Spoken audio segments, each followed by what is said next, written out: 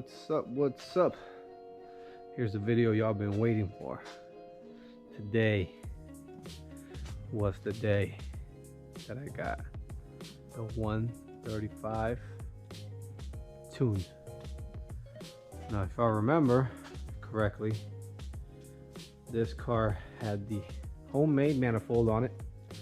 Well, the one I bought for it, homemade manifold.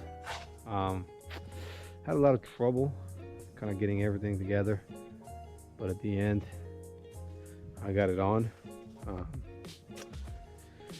it's in the car.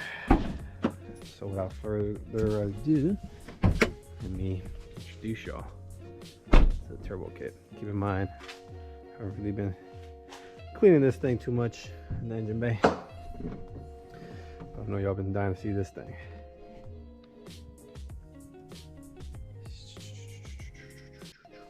So remember the rundown on this bad boy. It's got port injection. It's got a homemade manifold with an on 3 61mm ball bearing, 7-inch intercooler, active auto works blowout valve, charge pipe.